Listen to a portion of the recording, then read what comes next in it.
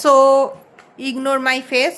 আমার দুটো র্যাশ হয়েছে, নাকের এখানে একটা হয়েছে, এখানে একটা হয়েছে। যাই হোক, আমি খোটাখুটি করি না, খোটাখুটি করি না বললে না, খুঁটেই মানে এই দশা আমি করেছি। নাকের এখানটা আর হচ্ছে মুখের এখানটা করেছি, কিন্তু খুঁটেছি, তাই জন্য দাগ হয়ে গেছে, তাই ইগনোর মাই ফেস।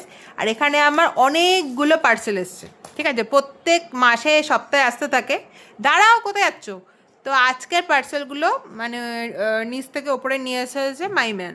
কি এই যে মাইম্যান দাঁড়িয়ে আছে, হ্যাঁ, এক হলো এটা এইসব আনিয়েছে। হ্যাঁ, কি আছে? এইসব আনিয়েছে। এটা কি বলো? কি বলবো তোমাদের, এইসব আনিয়েছে। কি এটা বলো? এগুলো নাকি আইস কিউব। আরে হ্যাঁ গো, এগুলো এগুলো তোমরা চেনো না, স্টিলের আইস কিউব। অ্যাকচুয়ালি আমাদের ফ্রিজে না ব্যাপারটা হয়েছে আমাদের কালের কি না, আমাদের ওটা বলা যাবে না, স্ট্রাইক মেরে দেবে। আমাদের ফ্রিজে অ্যাকচুয়ালি যে প্রবলেমটা হয়েছে, খুব বরফ মানে জমে আছে, ডিফ্রস্ট করলেও হচ্ছে না। আর হচ্ছে আইস কিউবগুলো মানে আইস তো হচ্ছে না, তাই আমি এরকম কিছু আইস কিউব নিয়েছি। হাসবে না যেন কেউ তোমরা।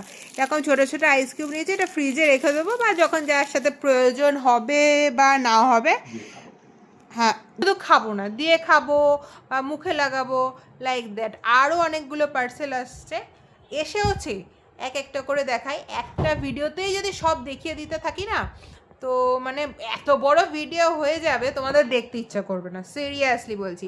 আর আমাকে কমেন্টে জানাতে এই আইস কিউবগুলো কারা পছন্দ করো। এগুলো কিন্তু স্টিলের, জানো তো, মানে ফ্লিপকার্ট থেকে অর্ডার করেছি।